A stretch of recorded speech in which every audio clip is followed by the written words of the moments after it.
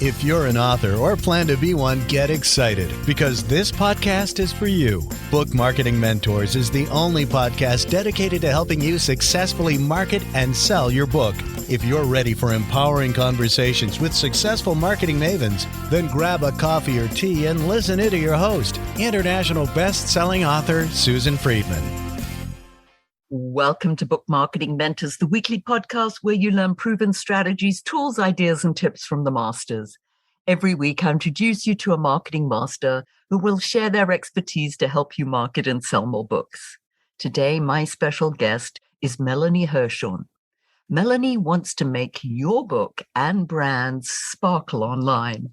As a content marketing strategist for coaches and speakers worldwide, she's on a mission to support and empower her clients to create clear messaging and content that shines in a light on their individual experience, skill set, and books.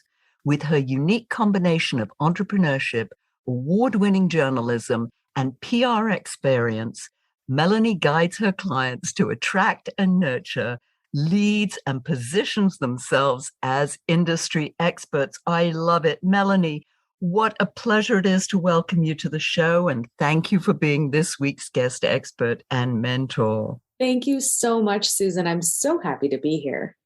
Well, Melanie, you and I are singing out of the same hymn book, looking at helping authors become authorities and shining in their brilliance.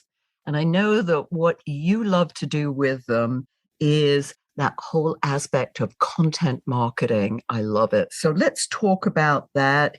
And let's just start off with, why do you feel authors need to sort of do content marketing? Because it's so key to them becoming authorities, thought leaders in their field. So take it away. Tell us. Well, let me ask you this question.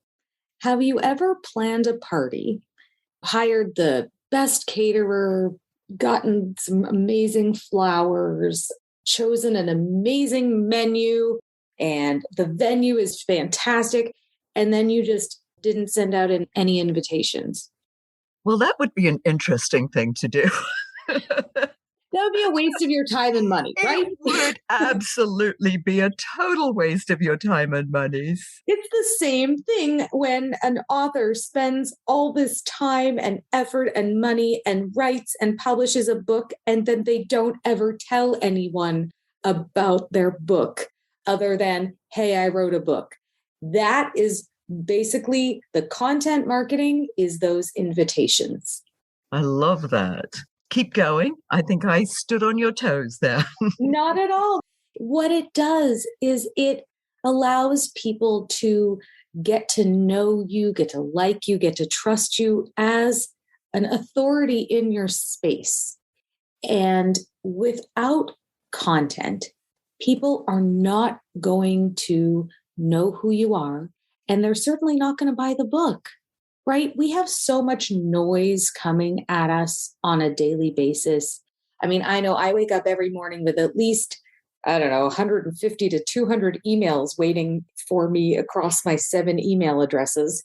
And it's a lot. It's enough to make your head spin. And so how do you stand out in that crowded space? Well, that's with your content marketing. That's an excellent point, because I'm just going to ask you exactly. You've got all these emails, you're trying to stand out. The next question is, what is the best way, or where is the best place for you to actually stand out with your content? Ooh, I love that question, Susan. Okay. It really depends on who you are, what your mission is, and what your book's about, and who your ideal reader is. Because wherever your ideal reader is hanging out online, that's where you want to be. So, for example, I was talking to a gentleman the other day, and he was telling me that he helps people decipher their dreams, and that he has been hanging out on Instagram. And I said, that's great, but I don't know that your reader is on Instagram. They're probably on Facebook. So you have to be judicious where you are spending your time online. if your ideal reader is not on the platform that you're pouring your heart and soul into, then you're just wasting your time. But no matter what, no matter where these people are online, I am such a proponent of email marketing because we are just parking our cars on the metaverse parking lot. We do not own our social media followers. If you really want to always have control, then you have to have people's email addresses. There was this fateful day back in October 2021 when everybody woke up and Instagram and Facebook were down for hours. And those of us with robust email subscriber lists were like, oh, that's no big deal. I'm just going to send an email to my list. I used that day to show people how important it is to truly have a robust email subscriber list, because that is how you get to reach people in the most intimate way. I love that because so true. I just remember that day and I was like, oh my goodness, all those people who are on Facebook are like, oh my goodness, what's happening? What's happening? What if I lose everybody? And that's what I tell my authors. If they say, oh, I say, well, how are you going to market the book? What's your plan? And they say, oh, I've got thousands of people on Facebook. And I was like, well, what happens if Facebook goes away? What happens to all those people? I mean, they're not going to suddenly give you all those people's names and email addresses. So you're building, like you rightly said, on rented land and rather build a robust list under your own banner so that you can control that. Absolutely. So keep going in terms of this content. We're sending people an email with content. I mean, do you recommend tips? Do you recommend an article? And if it's an article, is it on your website? Is it on Medium or some other platform? What do you recommend? Well, a lot of people will get lost if you start sending them elsewhere. I mean, basically, anytime you send an email or you post anything online, you have to remember that the person who's getting it or who's viewing it is thinking, what's in it for me? And you have a split second to get them hooked on what's in it for them. So if you're sending an email and it's got an article in it and you're sending them somewhere else to go read the article, chances are you're going to lose them before they even click the button because they don't want to work that hard. The more information that you can give just right in the email, the better.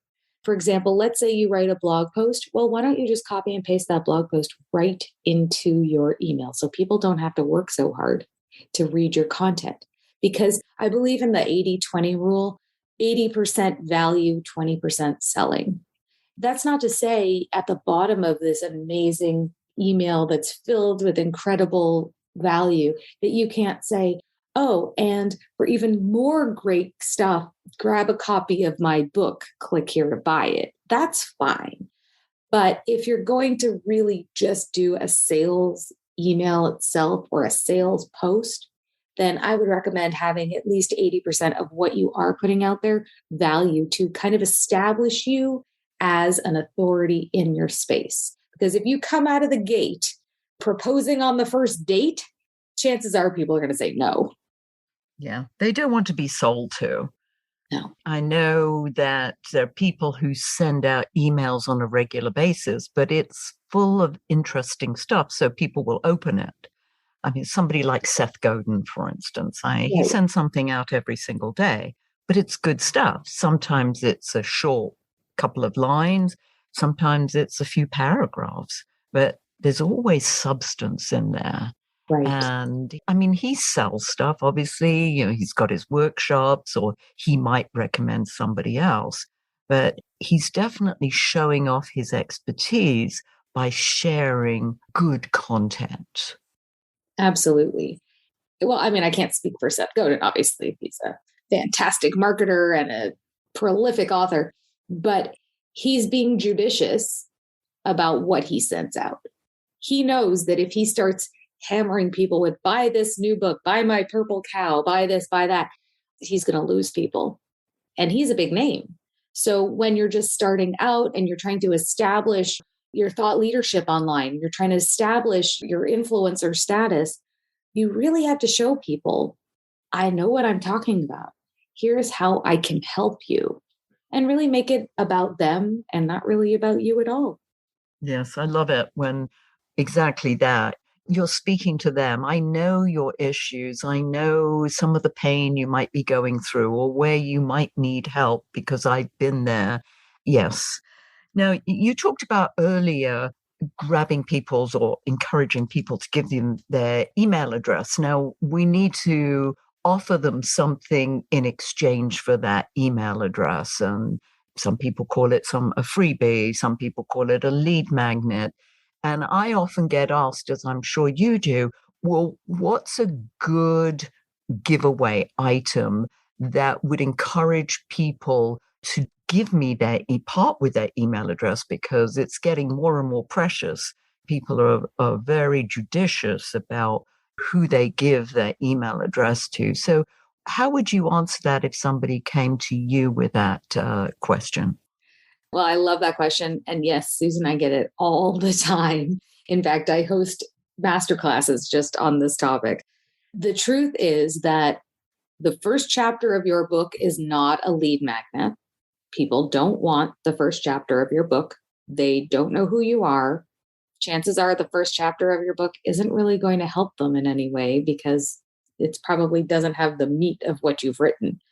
The first chapter of your book has to go away as a lead magnet. So putting my, stake in the ground there. But to answer the question specifically, what should your lead magnet be about?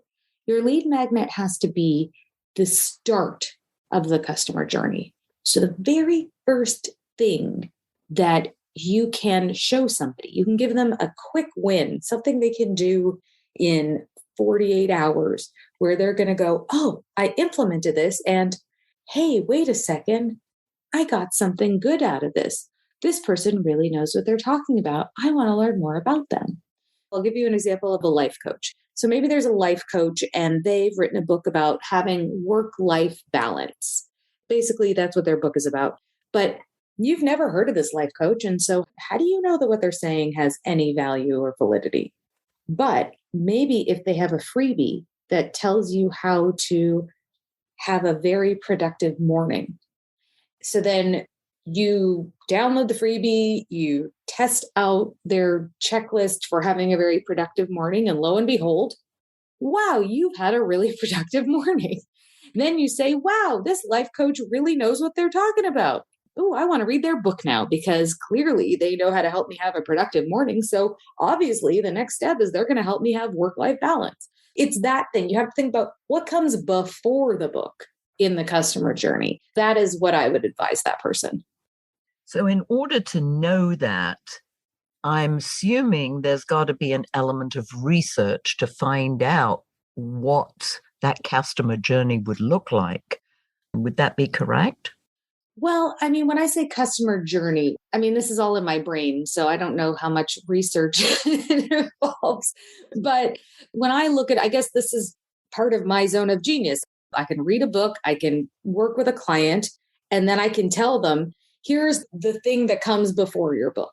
Here's what your ideal reader, here's how they want to dip their toe into your pond, basically, how they can learn about you and get a success, a small success, a quick win, and then be interested to learn more. That zone of genius, we need to tap into that. So, yes, you can look at that. And how could we, though, look at our own work? Because sometimes we're so close to it, we don't see the wood for the trees. But let's say we want to look at our own work more objectively so that we could potentially see, well, what would come before telling them everything that's in the book. Exactly. So think of a quick win. Here, just throw out an idea of a book, and then we can sort of reverse engineer any kind of book, anyone that you have helped publish recently, maybe somebody. So, yeah, I've got a young lady. She actually is an intuitive. Ooh. And she's in the process of finishing up a book called Free to Fly and allowing people to use their intuition in terms of how they run their life. Okay. It's her zone of genius. Mm-hmm. However, there's an element of it that she could teach people. So Does anything come to mind? I gave you a absolutely. tough one there. Oh, no. It's not tough at all. So she's teaching people how to access their intuition to live a better life. Correct. Okay. So what would be the first step then? How do they know that she knows what she's talking about with regard to intuition? So maybe there is a 5-step process that can help them find their intuition. Maybe it's a meditation technique that she can provide, or it's 5 things that you can do today to access your intuition, even if you think you don't have any. Cool. No, that really is. That's right on. And I think she's done challenges that tap into some of that. I mean, I'm a great proponent of tips, and you've already talked a little bit about tips or checklists. I mean, I feel people eat that kind of thing up, and it doesn't 100%. have to be big. But I remember that when I was in the trade show industry, I put out tips all the time, and people love them. It's true because, you don't want to overwhelm people. I mean, you're an expert, right? So you know everything about your topic. So then you want to fire hose people with all the information, and you kind of just have to dial it back. And you gave a great example of a former business, your former life in the trade show industry. And for me, my former life is as a journalist, where I would interview all sorts of people, politicians, professional, doctors, lawyers. And every single time I would have to say, okay, that was a great answer. Now repeat it again, but pretend that I'm 8 years old and tell me again. It's that necessity to streamline things, to make them easier, to just kind of, I don't want to say dumb things down, but in a way, dumb things down. It's necessary because people don't have a lot of time and they don't have a lot of bandwidth. And so the easier and simpler you can make something, the more likely you are to stand out. Yes, and that's why, Wiley and Penguin have done so well with their For Dummies books and their For Idiots guides. And I've written for both of those. And it's exactly that. People want to know the basics.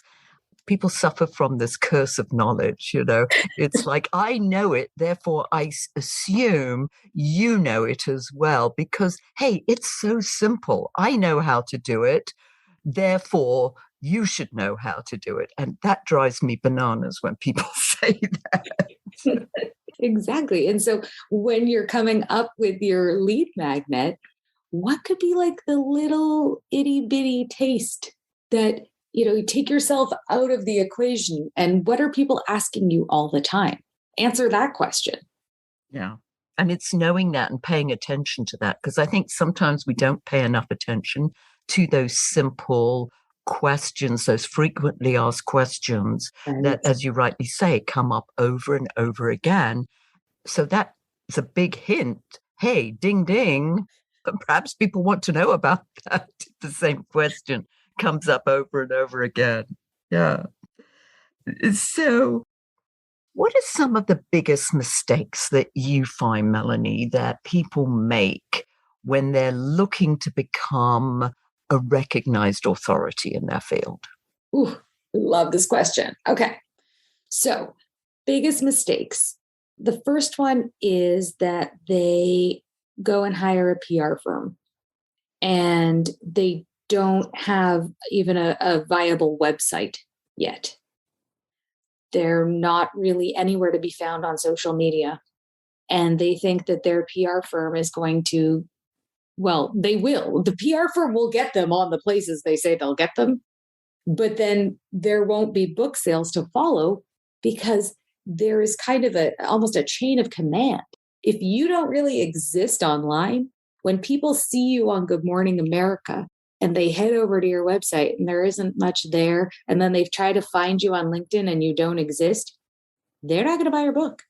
They're going to be like, who is this person? I forget their name. Goodbye. So that's number one. You really need to have your platform online created before you then go and, see your name in lights.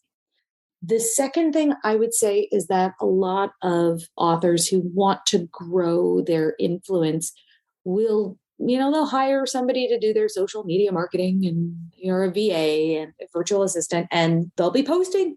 And then I'll say, so what is your VA posting for you? Yeah, I don't know. Just things, just posting things. And well, I posted, so that counts, right? When you don't have a strategy, and I know you can speak to this, Susan, when you don't have a strategy for what you are putting out online, you are basically throwing the proverbial spaghetti at the wall to see what sticks. And unfortunately, that's just wasting your time and your money. Your messaging has to be dialed in and resonating with your ideal reader. Yeah, that's so key. I use that example all the time, the throwing the spaghetti against the wall, hoping some of it will stick. And one of the principles that I believe is it's not about selling the book. Right. Because if you're out there and you want to be recognized as a thought leader and an expert authority in your field, the book will sell, but it's not about the book. It's about you. You don't want to hide behind the book. And like you said, hiring a PR company or somebody else to do your stuff for you, your social media and your messaging, it just doesn't make sense because you're the one who has the passion for the book. If you don't have passion for your book, then you're wasting your time, because that's really what it's about. I believe your passion is what's contagious. Your passion is what's going to help you sell. What are your comments on that? Yeah, I mean, I think that ultimately the goal is to have somebody being able to post for you, but you have to create the foundation of it. And I think you need help with a strategy.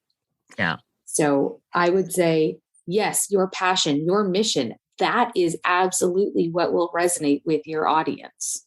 And keep going back to that. Like you said, not hiding behind the book, not saying, I wrote a book, buy it. Nobody cares. No offense.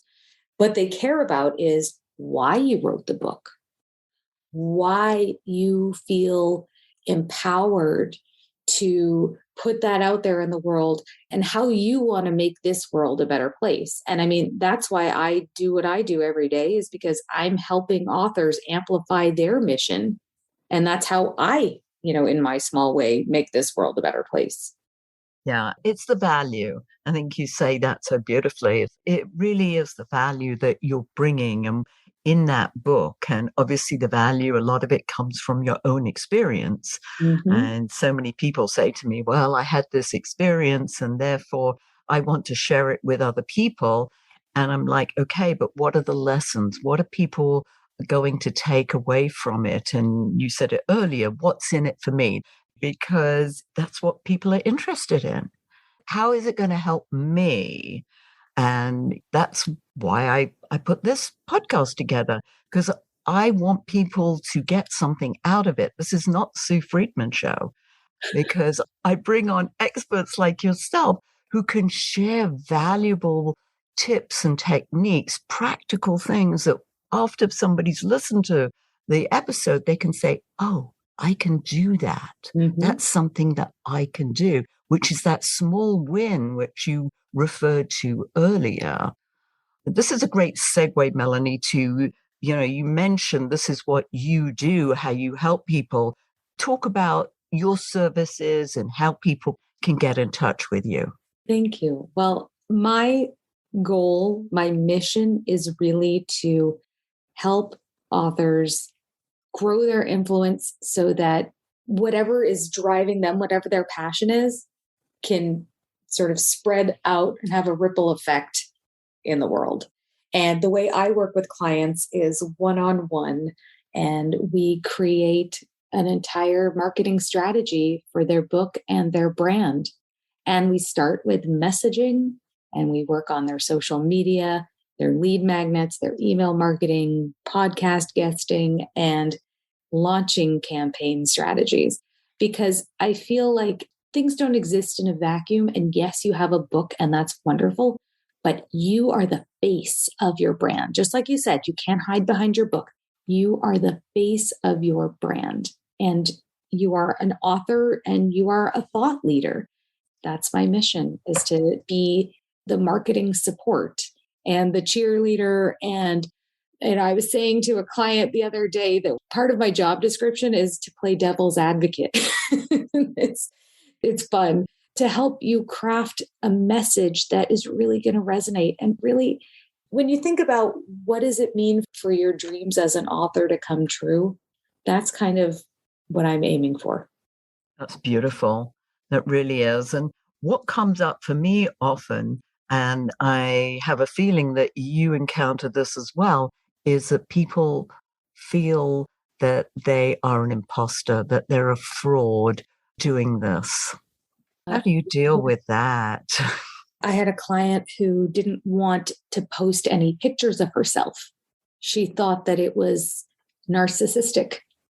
And I sat with her and I coached her through it. And I explained, people want to see pictures of you. They want to see your face. They want to know you. Humans just prefer pictures of people to pictures of things. And so we worked through it. And now she's posting pictures of herself all the time and growing her audience on Instagram and her influence entirely. Yeah, it all gets rolled up into that. Am I really an expert? I mean, I wrote a book, but what if people actually read the book? And I'm there to say, first of all, I read the book before other people get to read the book, which is just one of the perks of my job. I am blown away every time by the work that I get to read. When a person sits down to write a nonfiction book, it's their heart and soul. I want people to remember that even though you may feel like an imposter, you truly have a unique experience that nobody else in the entire world has. It took me a long time to realize it. I would look back and say, well, what makes me so special? And then I thought, oh, well, what makes me different is I've got a background in PR. I've got a background in journalism. I've got a background as an entrepreneur. I manufactured clothing.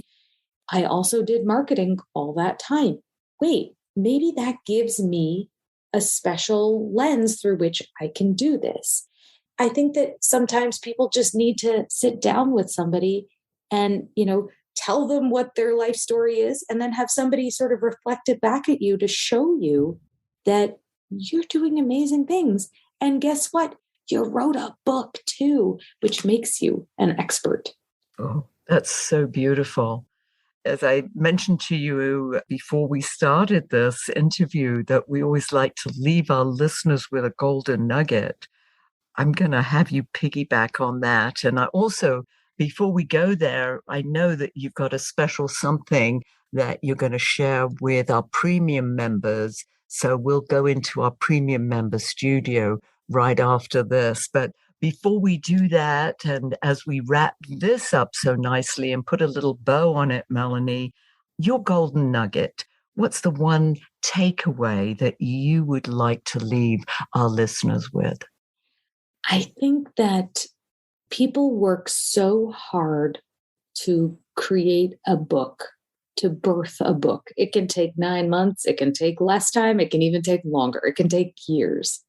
But just like when you birth a baby, you don't just walk away and let the baby raise itself.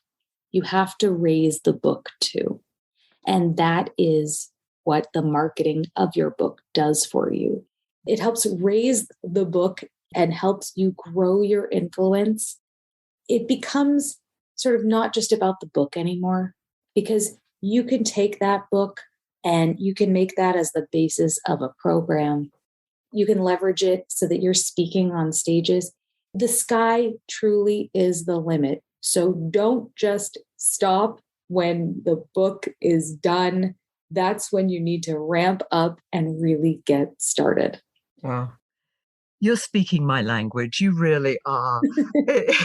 I'm like, oh my goodness, she's saying my words. I'm like, it's beautiful. I love it. Yes, you're so right. I mean, writing the book is one thing, but it's not the end. It's not a destination. It's just the beginning of the journey. Melanie, this has been amazing. Thank you so much for sharing your wisdom.